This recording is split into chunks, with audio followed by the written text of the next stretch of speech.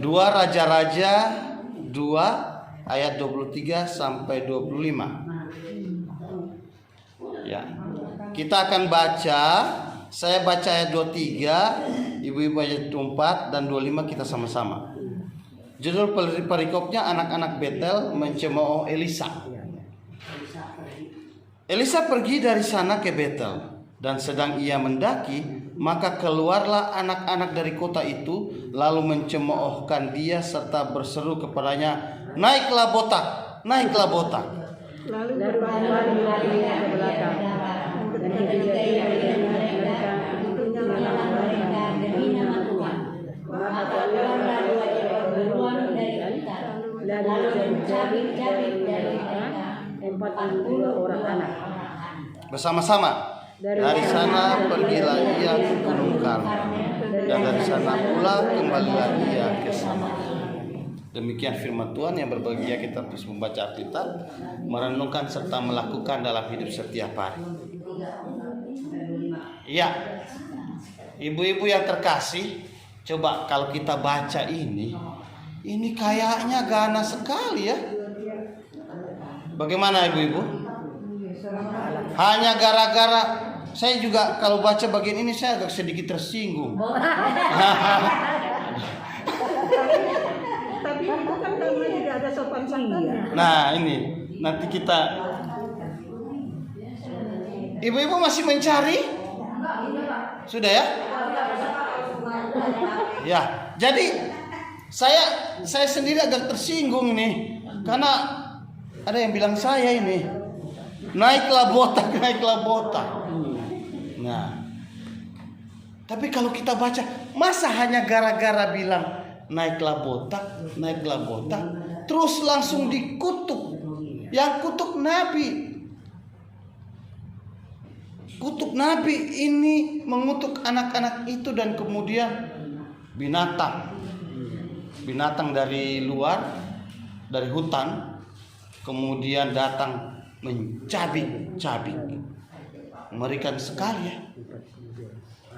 Di sini yang pertama nih, masa sih hanya gara-gara bilang botak-botak mereka dihukum kayak gitu? Ini anak-anak loh.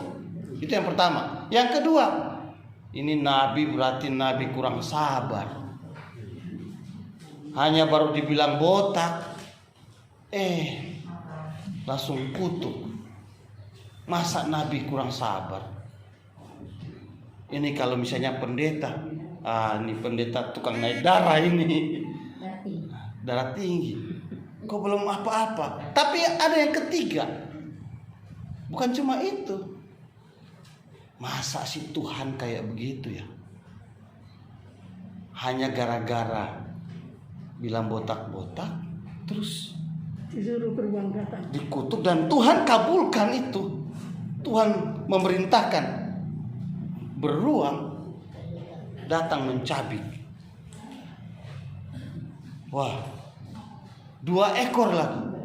Itu saya lagi bayangkan, itu anak-anak lagi kumpul-kumpul, 2 beruang datang. Wah, mereka mau lari kemana? Ke sebelah kiri ada beruang yang larinya cepat, ke sebelah kanan juga. Ya mungkin ada yang lolos ya, mungkin. Tapi kenapa kok Tuhan mengabulkan permintaan Nabi dengan menyuruh 2 ekor beruang ini mencabik-cabik anak-anak yang hanya berkata naiklah botak, naiklah botak.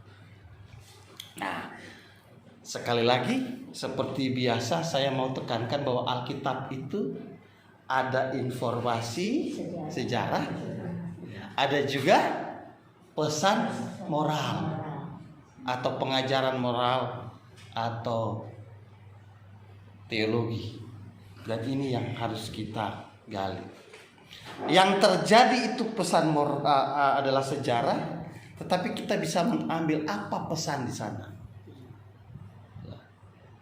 Dan jangan sampai sejarah itu kita langsung ambil, jadi pesan. Kalau begitu ibu-ibu hati-hati. Jangan sampai pendetanya berdoa supaya sesuatu yang buruk terjadi untuk ibu. Kan gak begitu juga. Tiba-tiba pendetanya berdoa supaya jemaatnya kena masalah. Gak bisa begitu. Kayak Elisa ini, dia kutuk. Mana ada pendeta mengutuk jemaatnya ya? Gak mungkin. Nah, karena itu gak bisa itu langsung kita ambil teplek sejarah. Itu hanya informasi. Saya juga tidak bisa menggunakan ayat ini. Hati-hati ya dengan saya. Jangan macam-macam, apalagi bilang saya botak. Nanti saya berdoa mungkin bukan beruang tapi ada anjing gila datang. Wah, kena rabies dong nanti Ibu Naomi. Gak bisa begitu. Tetapi ada pesan moral di sini. Nah, kenapa sehingga ini kelihatannya ganas? Dan memang ini beberapa cerita di Alkitab yang cukup sulit dipahami. Karena itu memang kita harus belajar. Nah, yang pertama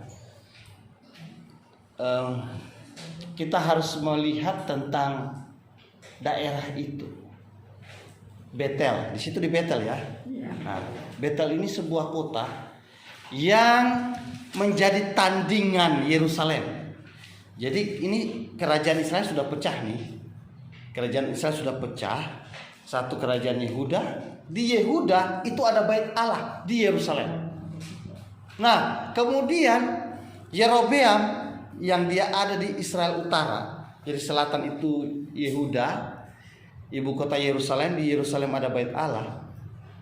Sedangkan Yerobeam yang di utara, Samaria itu adalah ibu kota.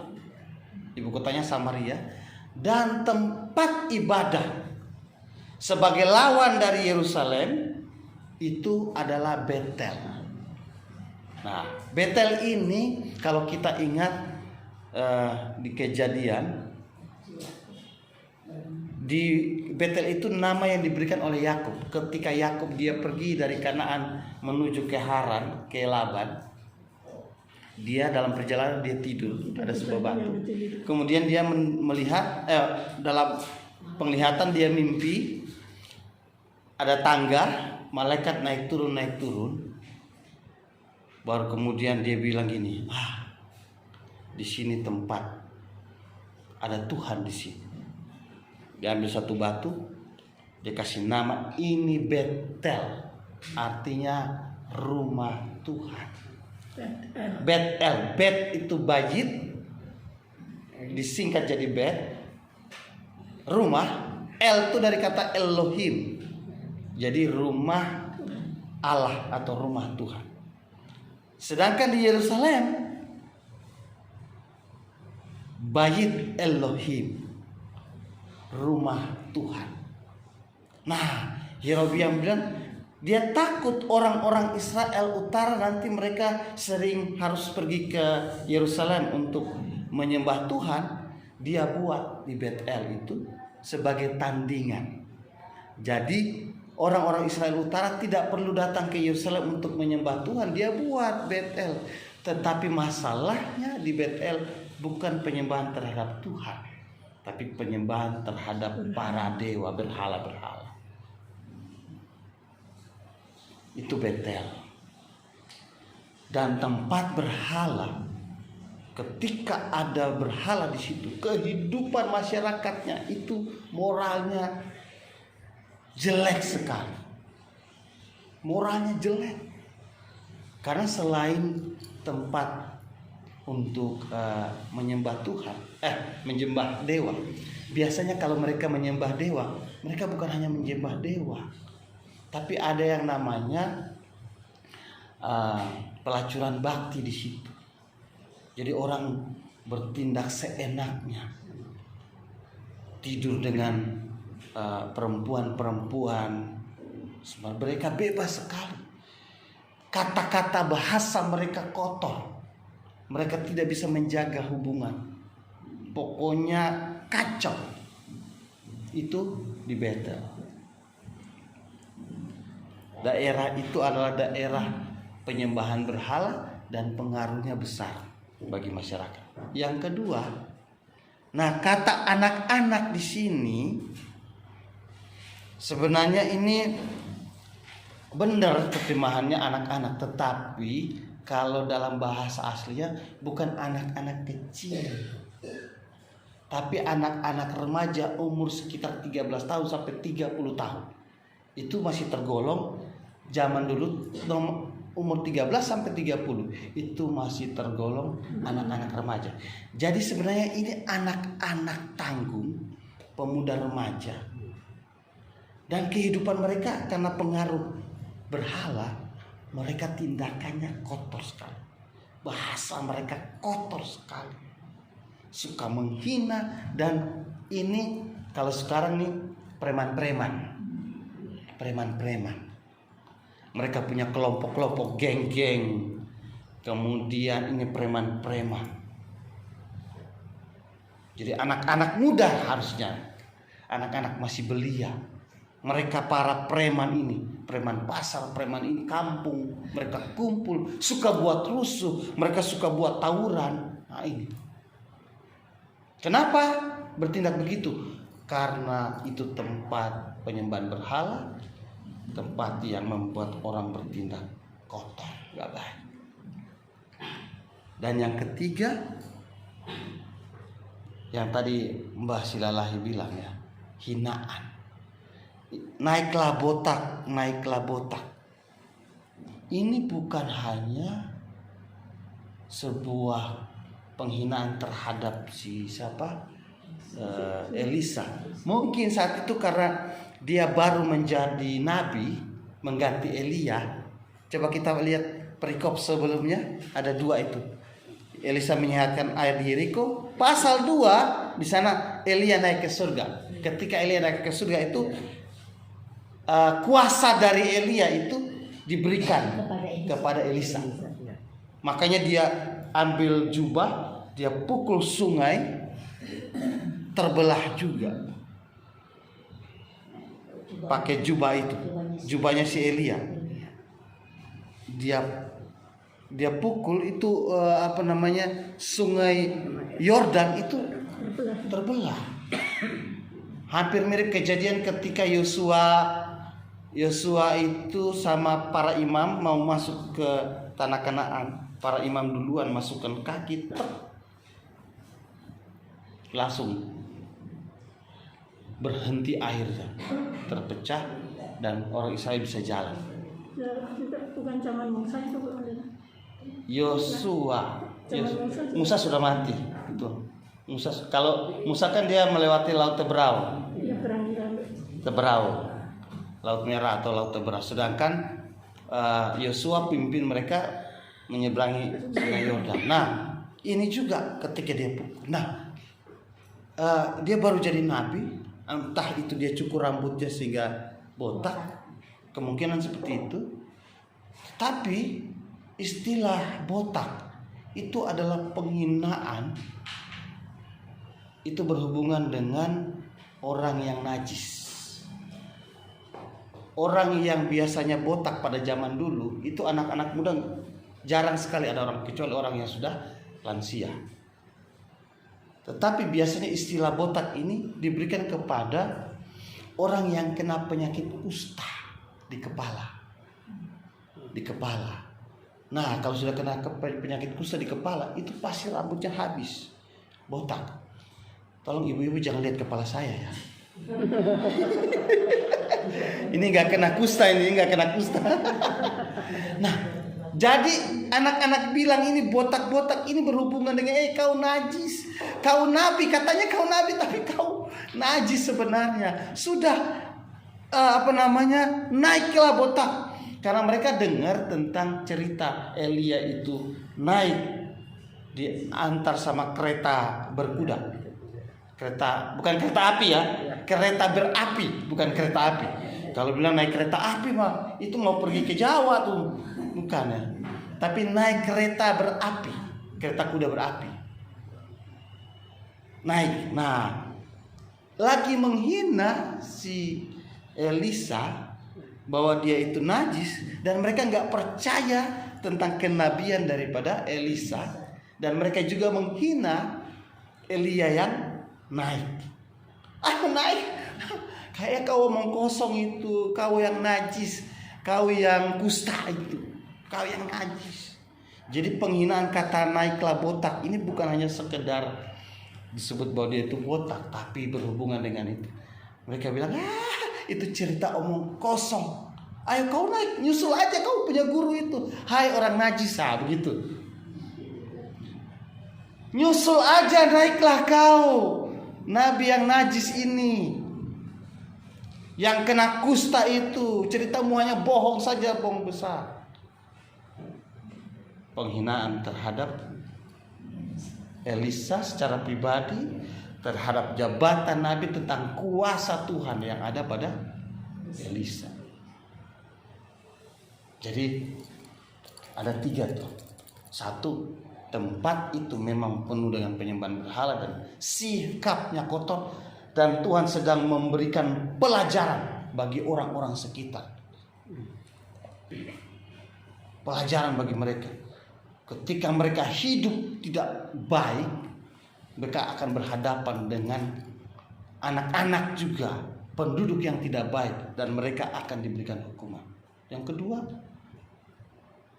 kata-kata yang tidak baik, penghinaan, itu akan berdampak buruk. Dan yang ketiga, bahwa jangan menganggap sepele kuasa Tuhan yang ada pada orang-orang yang diurapi. Itu Tuhan sedang mengajar orang-orang di sekitar. Nah, bagaimana dengan kita?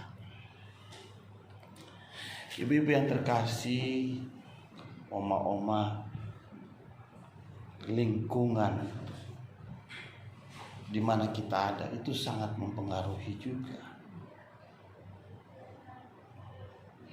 Kalau ibu-ibu punya lingkungan seperti Ibu Naomi sini, datang beribadah, memuji Tuhan, mendengarkan firman, nanti hidupnya itu hanya gitu, suka bersekutu, suka mendengar firman, dan suka memuji Tuhan.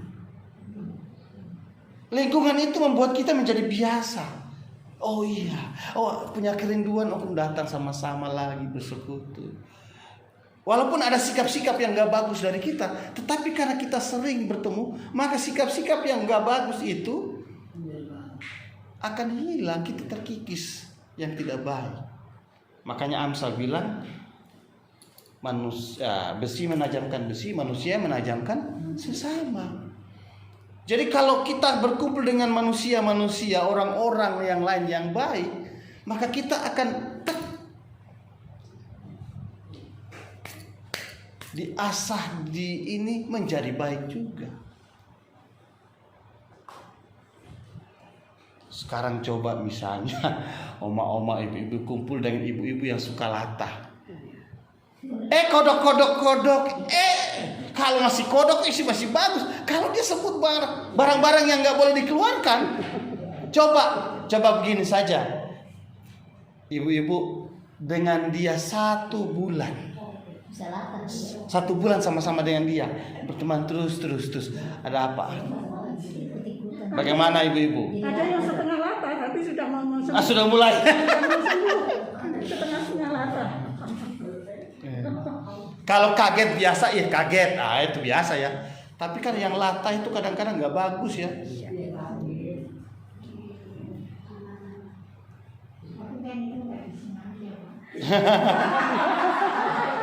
Enggak, kalau ada yang oke, ada yang enggak. Maksudnya begini, coba kalau kita sama-sama dia terus, pengaruh enggak sih? Pengaruh ya. Kalau misalnya batang jorong gitu masih. Ya, kalau lata yang biasa ya.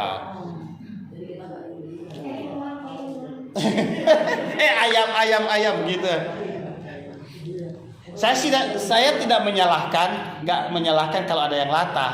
Ya mungkin. Tetapi ketika misalnya mereka latah dengan bahasa yang kotor dan kita ada sama dia dalam waktu 1 bulan bersama dia, bagaimana coba?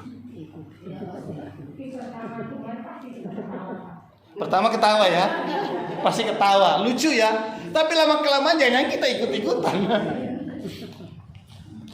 Ketika kita berkumpul dengan orang yang suka menyanyi memuji Tuhan, otomatis kita juga ikut. yang suka dengan firman Tuhan, pasti kita ikut. Tapi yang kalau kita kumpul dengan orang-orang atau yang suka gosip-gosip, awalnya kita nggak mau sih, tapi lama-lama apa sih? Oh iya gitu, lama kelamaan. Asik, betul. Kalau vicin. Itu sama kayak waktu COVID itu. COVID satu kena COVID, kalau sudah dekat-dekat kena semua. Sebar lagi. Jadi memang lingkungan itu pengaruhnya besar sekali. Kalau orang yang hidup suka hidup seperti begini, walaupun seminggu sekali atau sebulan hanya 2 kali, tapi dia suka dengan ini, yakin manusia akan menajamkan sesama. Dan bukan hanya itu, karena ketika kita berkumpul di sini bukan hanya berkumpul bersama dengan yang lain, tetapi di sini Tuhan hadir. Ketika Tuhan hadir, Tuhan akan membersihkan kita, membuat kita berubah. Amin.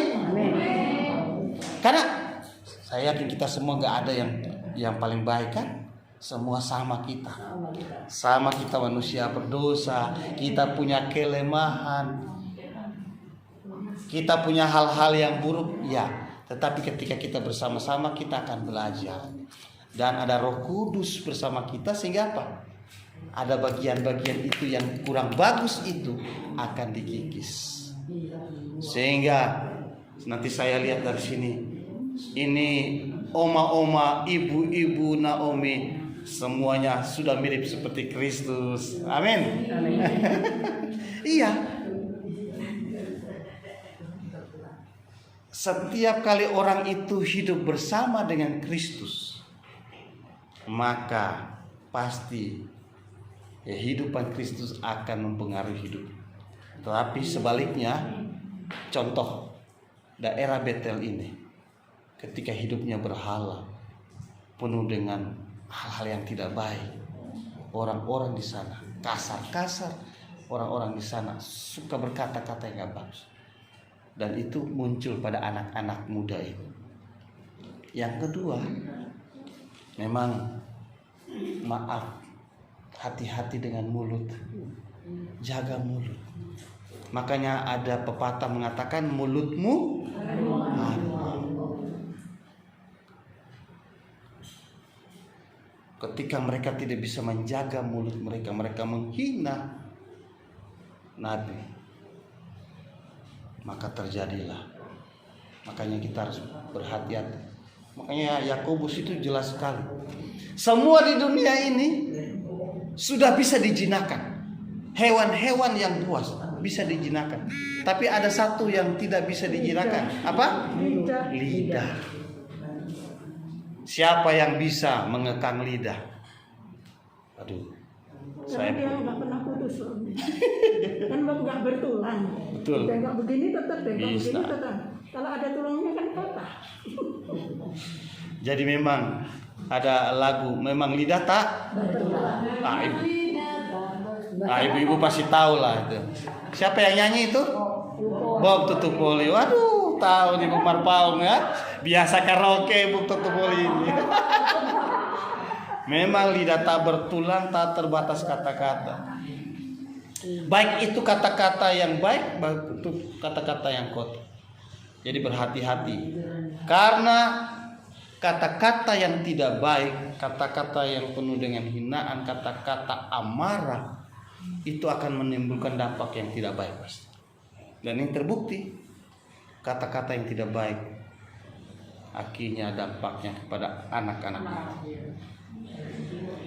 Jadi kita harus jaga sebagai umat Tuhan, menjaga kata-kata. Saya pun sampai sekarang harus jaga-jaga bahasa, kata-kata saya. Kadang-kadang mungkin apa yang saya pikir mungkin baik, tetapi ketika saya sampaikan dengan tidak baik, itu bahaya. Maksudnya baik, bisa saja disampaikan dengan kata-kata yang tidak baik, berakibat tidak baik. Sampai sekarang saya agak sulit untuk menjaga lidah ketika dalam perdebatan. Waduh, saya agak masih susah. Dan saya minta Tuhan tolong supaya jaga. Supaya ketika saya berdebat, saya tidak menghina orang. Saya tidak menjelekkan orang. Karena bahaya untuk saya. Saya pasti terima akibat yang gak bagus. Memang menjaga lidah itu. Untuk anak-anak saya juga harus jaga. Ya. Oma-oma di sini yang biasa dengan cucu-cucu, jaga.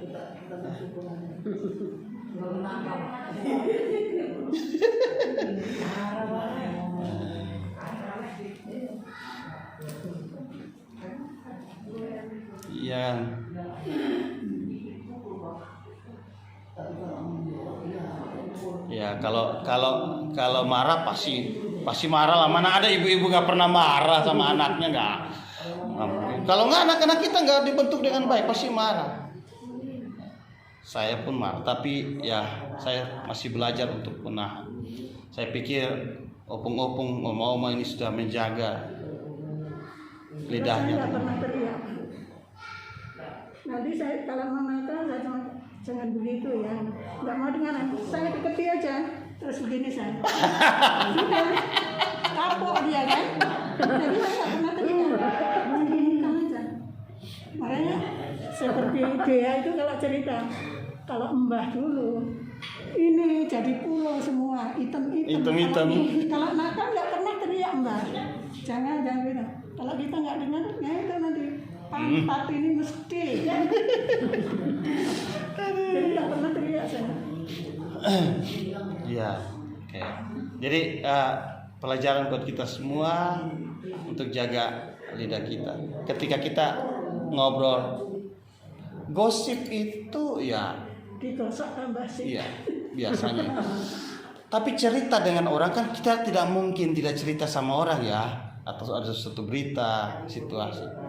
Namun harus tetap menjaga, jangan sampai ada penghinaan, menyudutkan. Alangkah lebih baik ketika misalnya kita tahu tentang situasi keadaan seseorang, terus kita ajak untuk berdoa. Itu yang kedua. Yang ketiga, yaitu memang kita harus menghormati mereka yang dipercayakan Tuhan dalam memimpin umat Tuhan. Ibu-ibu yang terkasih, menghormati pemimpin gereja itu penting. Menghormati orang-orang yang sudah ditabiskan di gereja itu penting. Itu penting, menghormati ya. Bukan berarti tidak boleh kritik. Kritik kalau memang salah masa nggak boleh? Kritik boleh. Malah saya jujur saya bersyukur kalau ada opung-opung, oma-oma yang memberikan kritikan untuk saya. Karena memang pasti pemimpin-pemimpin yang dipercaya oleh Tuhan sudah ditabiskan itu juga masih perlu diarahkan menjadi lebih baik. Kita semua kan bertumbuh, tetapi menghormati itu penting. Anak-anak ini mereka tidak menghormati hamba Tuhan, tidak menghormati kuasa Tuhan yang ada pada Elisa, yang sudah dipercayakan. Bahkan mereka bilang, ya sudah nyusul aja kau punya guru itu.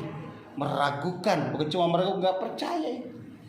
Jadi memang menghormati para pemimpin yang sudah diurapi, yang sudah diteguhkan itu penting. Tapi bukan berarti tidak mengkritik.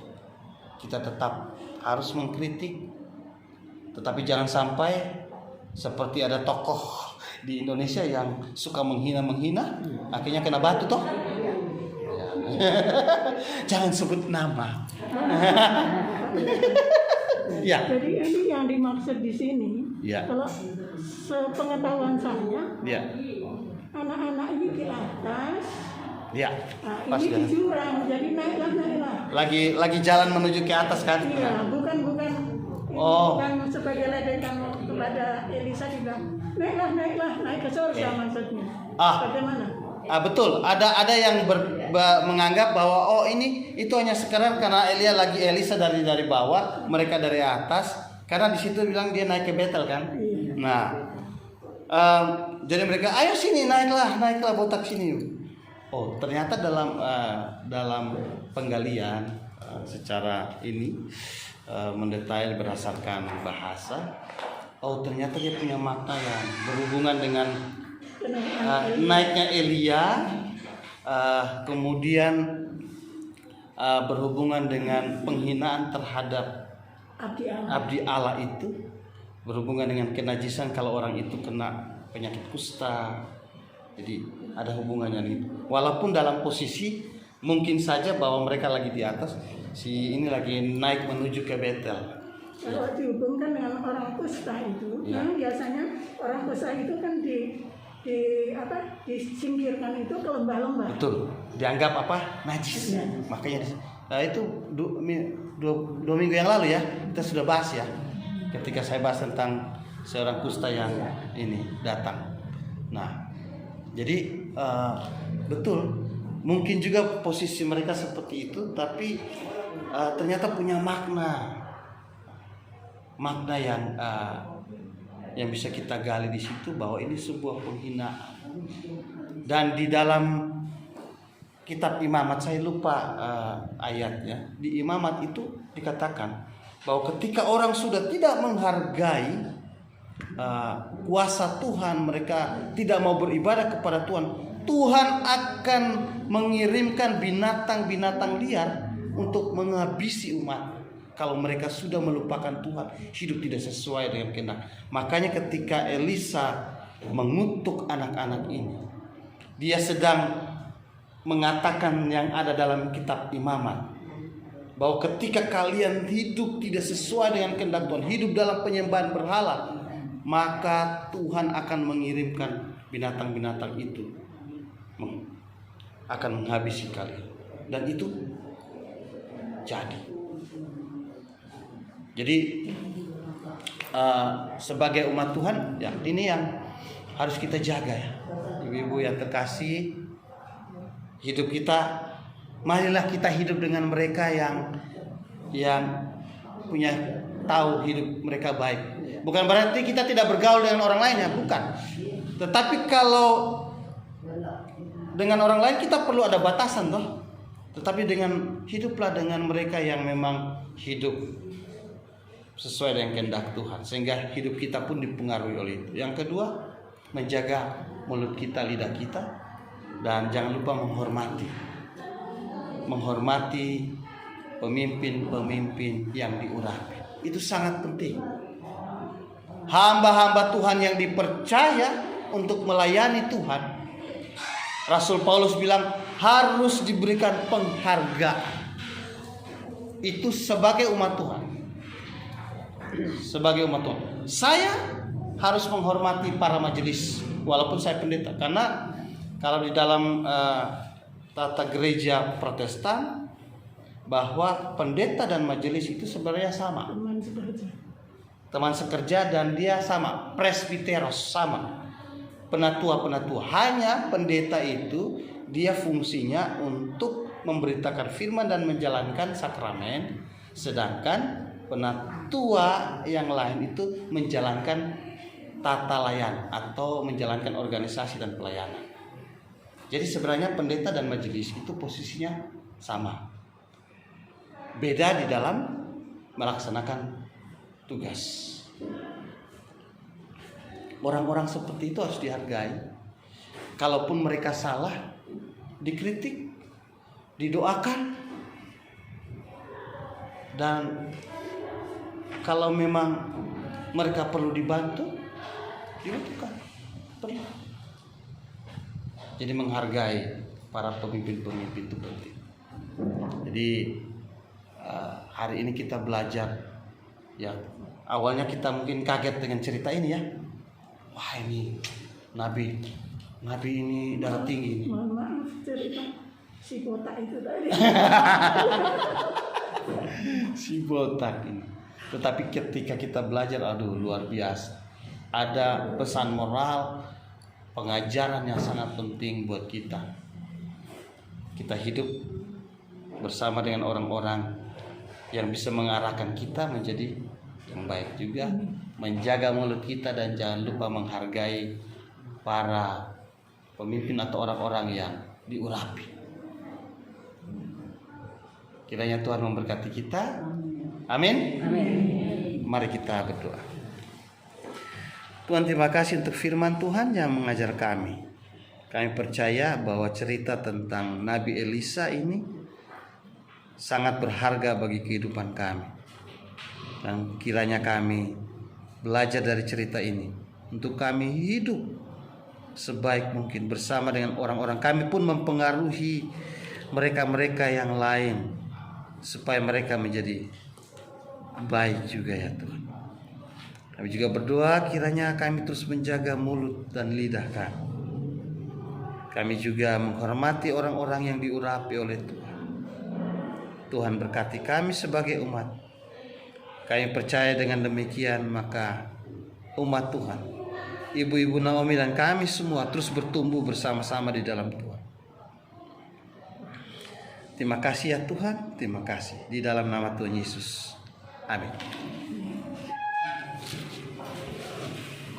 Sebelum menutup, apa mungkin ada pertanyaan tentang hal-hal seperti yang ini?